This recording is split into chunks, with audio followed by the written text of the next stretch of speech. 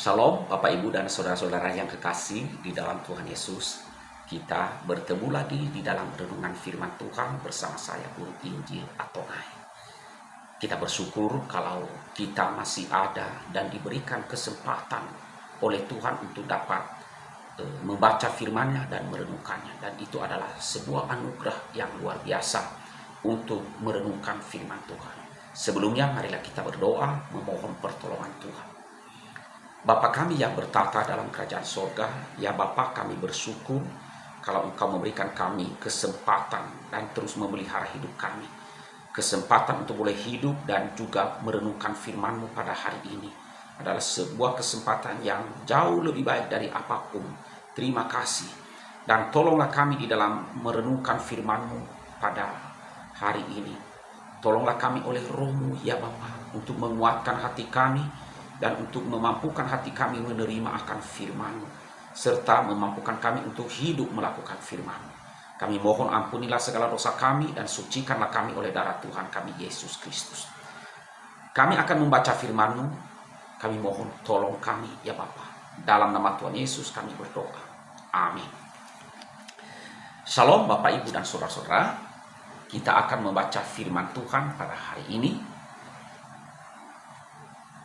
Satu bagian di dalam Matius 10 ayat 37, demikian firman Tuhan berkata, "Barang siapa mengasihi bapa atau ibunya lebih daripadaku, ia tidak layak bagiku.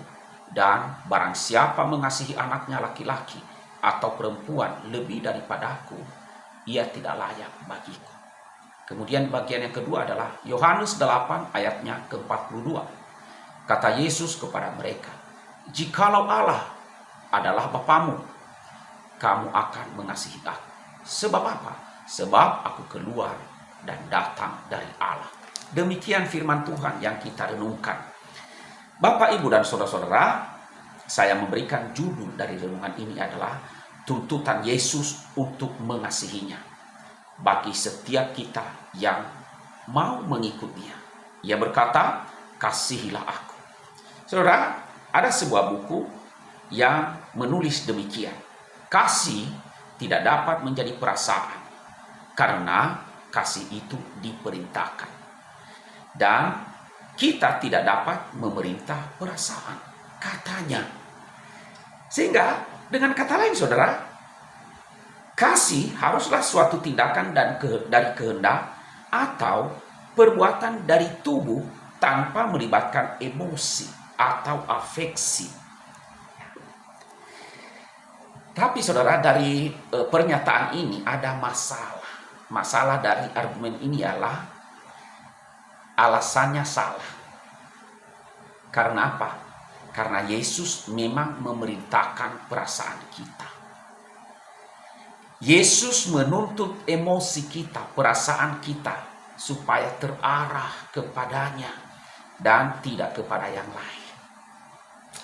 Nah, Tuhan Yesus menuntut setiap kita yang mengikut Dia, yang mau menjadi orang-orang yang percaya dan diselamatkan. Ya, Ia menuntut kita misalnya, kita bersukacita di dalam situasi tertentu. Artinya saudara, itu melibatkan emosi, itu perasaan. Dan kita juga harus takut kepada orang yang tepat. Dan takut itu adalah perasaan, emosi. Kemudian Yesus juga berkata, kita tidak harus malu terhadapnya. Malu itu adalah bicara soal emosi, perasaan. Dan yang lainnya saudara, kita harus mengampuni dari hati. Dan itu bicara juga tentang perasaan atau emosi. Nah saudara, jika kita mempunyai suatu perasaan yang benar, Yesus menuntutnya. Yesus menuntut. Yesus menuntut perasaan yang benar. Kenyataan bahwa kita mungkin terlalu rusak untuk mengalami emosi yang seharusnya ada pada kita tidak mengubah kewajiban kita untuk memiliki emosi tersebut. Jika Tuhan Yesus menuntutnya, maka saya atau kita harus memilikinya. Harus memilikinya. Ketidaksanggupan moral kita tidak menyingkirkan kesalahan kita. Itu hanya mengungkapkan kerusakan kita. Ini membuat kita sangat memerlukan sebuah hati yang baru. Ingat, Yesus datang untuk memberikan kita hati yang baru. Saudara, Bapak Ibu Saudara, kasih kepada Yesus itu haruslah melebihi emosi, afeksi atau perasaan yang dalam. Tuntutan Tuhan Yesus bahwa kita mengasihi Dia harus melebihi perasaan kagum yang dalam atas sifat ilahinya dan sukacita persekutuan dengan Dia dan ketertarikan atas kehadirannya dan afeksi, emosi, perasaan kekeluargaan dengannya. Tetapi semua ini tidak boleh kurang, ya, tidak boleh kurang dari. Sedikitnya saudara ada dua hal yang ia katakan di dalam bagian yang kita baca tadi. Misalnya ia berkata demikian, bahwa kasih kita kepadanya itu harus melebihi kasih yang kita miliki untuk ibu, bapa, anak laki-laki, dan anak perempuan. Perhatikan saudara. Yesus berkata demikian, barang siapa mengasihi bapa atau ibunya lebih daripadaku, ia tidak layak bagiku. Dan barang siapa mengasihi anaknya laki-laki atau anaknya perempuan lebih daripadaku, ia tidak layak bagiku, kata Tuhan Yesus. Kasih yang mengikat kita pada relasi seperti ini bukan sekedar kemauan. Kasih itu penuh dengan emosi, perasaan, afeksi. Dan Yesus berkata, kasih kita kepadanya tidak boleh kurang dari itu. Harus lebih. Harus melebihi kasih kita kepada ayah, ibu, anak laki-laki, atau anak perempuan. Harus lebih dari itu kita mengasihi Yesus. Bukti yang lain di mana Yesus menuntut kasih kita harus lebih dari perbuatan baik itu terdapat di dalam Yohanes 14 ayat 15. Ketika Yesus berkata, "Jikalau kamu mengasihi aku, kamu akan menuruti segala perintahku." Sekali lagi saya ulangi, jikalau kamu mengasihi aku, kata Tuhan Yesus, maka kamu akan menuruti segala perintahku. Kadang-kadang saudara, ada orang menggunakan kata-kata ini sebagai apa? Mengasihi Yesus adalah menuruti perintahnya. Mengasihi Yesus adalah menuruti perintahnya. Tetapi saudara, ayat tadi yang mengatakan, jikalau kamu mengasihi aku, kamu akan menuruti segala perintahku, tidak mengatakan demikian. Ya, ayat itu mengatakan bahwa menuruti perintah Yesus datang dari kasih kita kepadanya. Ya, perhatikan itu, menuruti perintah Yesus karena itu datang dari kasih kita kepadanya. Hal ini tidak memisahkan antara perbuatan dan kasih, melainkan membedakannya, saudara.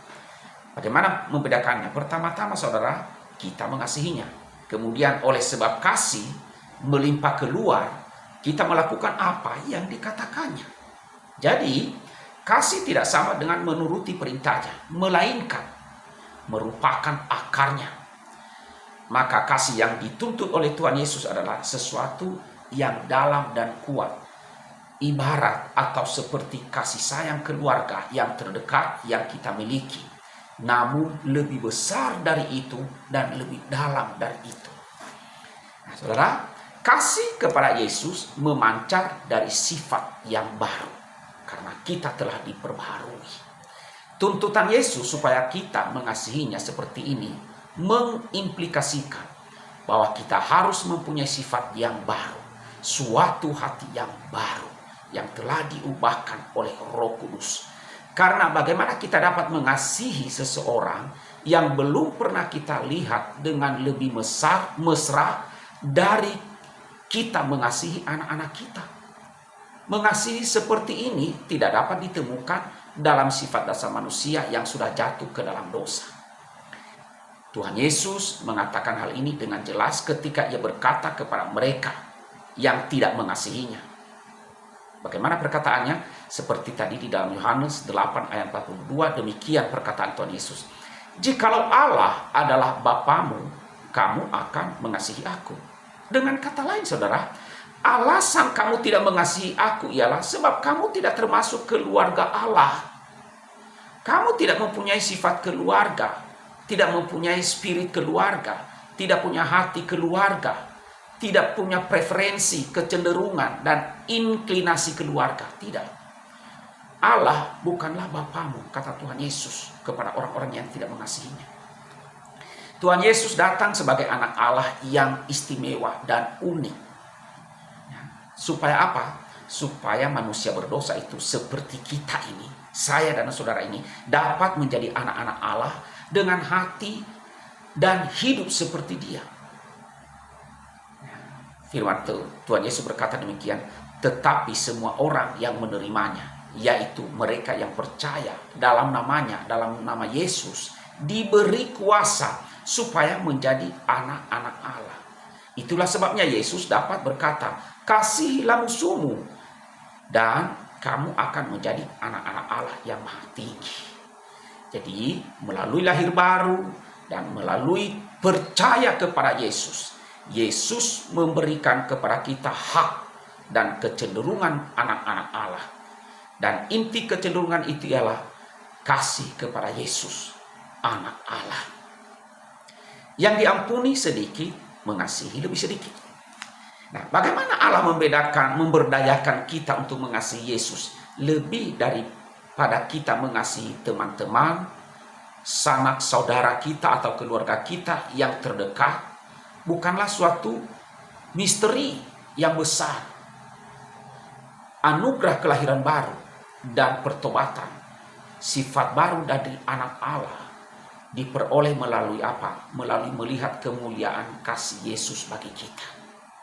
Yesus mengajarkan ini melalui suatu teguran dalam sebuah perjamuan, yaitu ketika Tuhan Yesus diajak atau diundang makan oleh seorang Farisi. Demikian, seorang Farisi yang keras, yang hanya sedikit mengasihi Yesus, mengundang Yesus makan. Ketika mereka duduk setengah berbaring di meja makan, pada masa itu di Timur Tengah zaman dulu, seorang pelacur datang. Seorang pelacur datang lalu masuk dan kemudian mengurapi dengan minyak kaki Yesus, bercampur dengan air matanya. Lalu perempuan itu menyeka kaki Yesus dengan rambutnya. Nah, orang Farisi itu marah kepada Yesus. Karena apa? Kenapa dia marah? Karena Yesus membiarkan perempuan berdosa itu melakukan hal itu. Maka Yesus mengajukan sebuah pertanyaan kepada orang Farisi itu.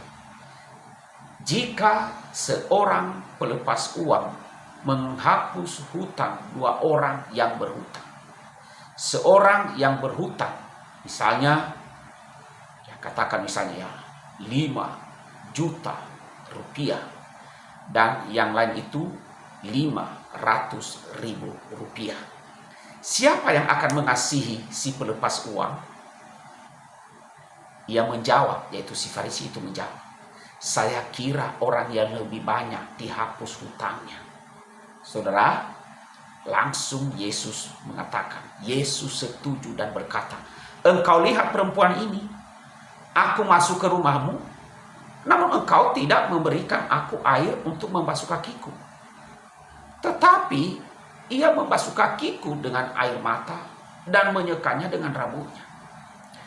Engkau tidak mencium aku, tetapi sejak aku masuk, perempuan ini tiada henti-hentinya mencium kakiku.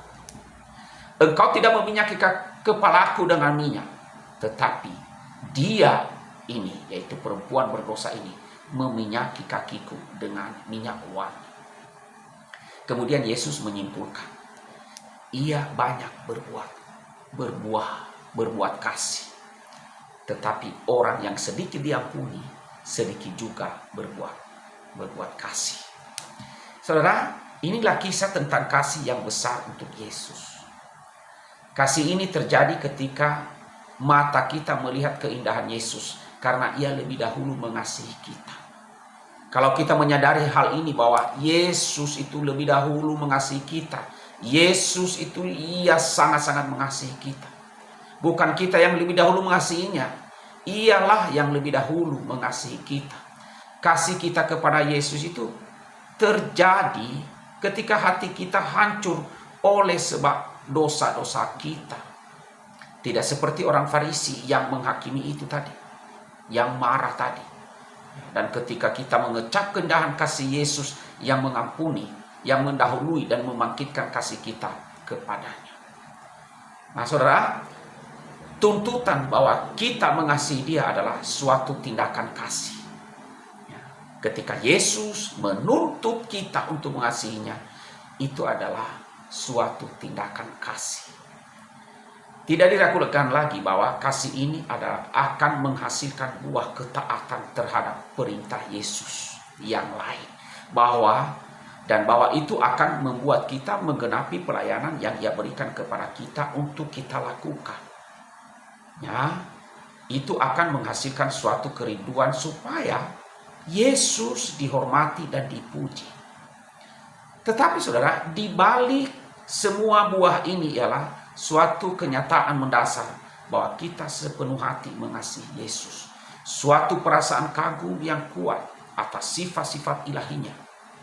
Sukacita yang kekal karena persekutuannya dan ketertarikan yang tak putus akan kehadirannya. Kasih, cinta yang hangat akan kebaikannya dan ucapan syukur yang kuat untuk mengasihinya kepada kita sebelum kita mengasihinya. Jadi emosi-emosi dan buah ini adalah yang dimaksud Yesus ketika Ia menyebut kita layak baginya. Barang siapa mengasihi bapa atau ibunya lebih daripada aku, kata Tuhan Yesus, ia tidak layak bagiku. Jadi mengasihi Yesus dengan kasih sayang dan buah-buah ini menjadikan kita layak bagi Yesus. Ini bukan berarti bahwa kita berhak atas Yesus. Tidak saudara. Tidak. Sebagaimana frasa seorang pekerja berhak mendapat upahnya. Ini berarti Yesus layak akan kasih seperti ini. Layak akan kasih seperti ini. Kelayakan kita berarti bahwa Ia telah menghasilkan di dalam kita perasaan, emosi, afeksi, dan perilaku yang pantas dan pas untuk menjadi layak baginya. Hal ini cocok dengan nilainya, saudara. Hal ini cocok dengan nilainya. Jikalau kita membandingkan perkataan layak di dalam frasa, jadi hasilkanlah buah-buah yang layak, yaitu yang sesuai dengan pertobatan. Saudara, Yesus menuntut setiap kita supaya Ia dikasihi oleh kita, oleh dunia, sebab Ia sangat layak untuk dikasihi. Sementara kasih kita kepadanya adalah kesukacitaan akan kemuliaannya dan kehadirannya dan pemeliharaannya. Oleh sebab itu, Yesus menuntut agar kita mengasihinya adalah cara lain untuk menyatakan bahwa kasih-Nya melimpah atas kita.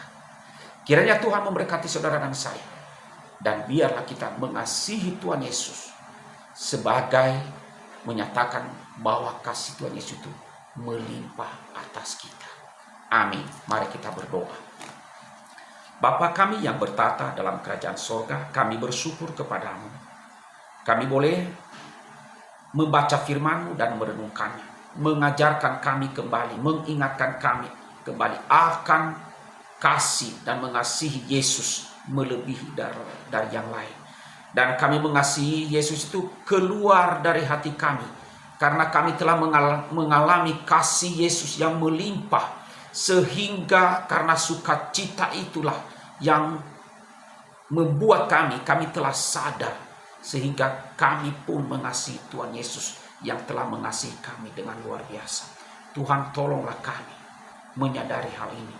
Berkatilah akan kami setiap umat-Mu, setiap jemaat-Mu, untuk mengasihi Engkau melebihi yang lain. Karena Engkau telah mengasihi kami terlebih dahulu, dan telah menyatakan kasih-Mu itu kasih yang luar biasa. Telah mengangkat kami, mengampuni kami, membebaskan kami dari belenggu dosa, dari hukuman neraka. Dan itu luar biasa. Dan biarlah itu menyadarkan setiap kami, sehingga kami benar-benar mengasihi Engkau di atas segala-galanya. Tolonglah kami ya Bapa. Di dalam nama Tuhan Yesus kami berdoa dan bersyukur. Amin.